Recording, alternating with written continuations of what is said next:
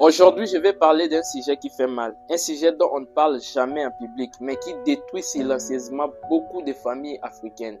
Des conflits familiaux, des frères qui ne se parlent plus, des parents abandonnés, des héritages qui divisent, des blessures cachées derrière les sourires. Et la question est simple, pourquoi nos familles se déchirent-elles autant alors que la famille est sacrée en Afrique?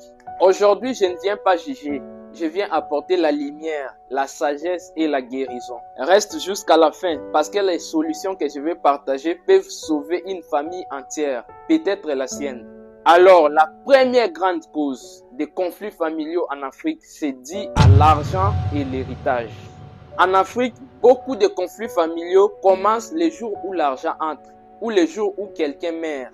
Un père meurt et soudain les enfants deviennent ennemis. Pourquoi? Parce que l'argent révèle les cœurs. Il ne change pas les gens. Il montre simplement ce qui était déjà caché. Mais la vérité profonde est celle-ci. Quand l'amour disparaît, l'héritage devient une guerre. Quand l'amour est vivant, même la pauvreté n'arrive pas à diviser. Le vrai problème n'est pas l'argent. Le vrai problème, c'est le manque d'amour et de justice dans la famille. Deuxième cause, la jalousie et la comparaison. En Afrique, quand un frère réussit, au lieu de célébrer, la famille commence à murmurer. Pourquoi lui? Il se prend pour qui? Il nous a oubliés. La réussite individuelle en Afrique est parfois vue comme une trahison familiale. Mais écoute cette sagesse. Une famille qui jalouse celui qui réussit est une famille qui bloque sa bénédiction. La réussite d'un membre devait être une porte ouverte pour tous, pas un motif de haine. Troisième cause, les blessures non guéries. Beaucoup de familles africaines vivent avec des douleurs anciennes. L'enfant préféré et l'enfant rejeté. Les paroles dures d'un parent, les injustices jamais réparées, les silences qui durent des années. Et ces blessures deviennent comme un feu caché sous la cendre. Un jour, ça explose. La vérité est que beaucoup de conflits actuels ne viennent pas aujourd'hui. Ils viennent d'une blessure ancienne qui n'a jamais été guérie. Quatrième cause, l'orgueil et le manque de pardon. Deux personnes fâchées et aucune ne veut demander pardon. Pourquoi? Parce que l'orgueil dit, si je demande pardon, je perds.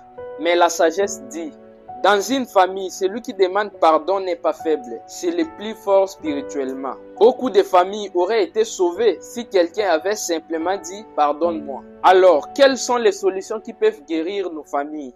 La première solution, c'est de ramener Dieu au centre de la famille. Une famille sans Dieu devient un champ de bataille d'ego. Mais une famille qui prie ensemble reçoit une paix surnaturelle. Oui, là où la prière revient, la division recule. La deuxième solution, c'est d'apprendre à pardonner sincèrement. Le pardon ne dit pas tu n'as rien fait. Le pardon dit tu m'as fait du mal, mais je refuse que cette douleur détruise notre famille. Le pardon libère celui qui pardonne avant même de libérer l'autre. La troisième solution, c'est de restaurer la communication sincère au sein de la famille.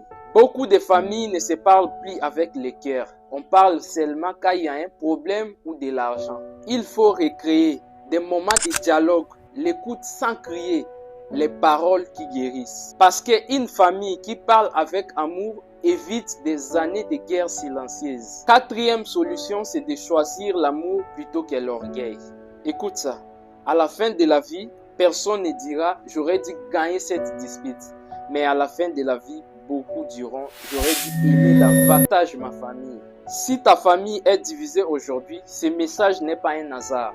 Peut-être que Dieu t'a choisi pour être la personne qui va réconcilier tout le monde. Oui, toi.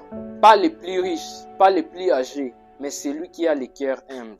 Parce qu'une personne remplie d'amour peut guérir toute une famille. Alors aujourd'hui, prends une décision. Appelle cette personne avec qui tu es fâché. Pardonne, prie, choisis la paix. Et ta famille ne sera plus jamais la même.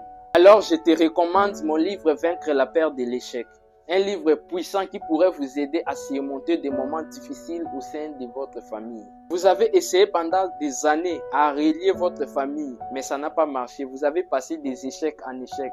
Alors ce livre, Vaincre la peur de l'échec, va vraiment vous aider à réconcilier votre famille et à établir aussi la paix. Oui, ça pourrait être aussi génial si tu fais un cadeau à chaque membre de ta famille à leur offrant ces livres Vaincre la peur de l'échec, qui pourrait sauver leur vie, qui pourrait impacter positivement leur vie.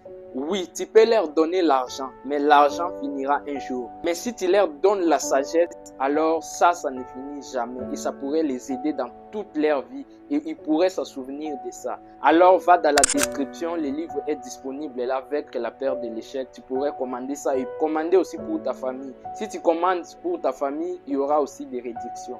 C'était toujours votre frère Benjamin Boyan. On se retrouve en une prochaine vidéo. Abonne-toi, partage, like ces vidéos. Partage aussi à cette famille-là. Peut-être que dans votre famille, vous êtes en paix. Mais il y a d'autres familles, votre voisin, vos amis là, où vous connaissez des familles qui ont des problèmes, des difficultés, qui se disputent tout le temps.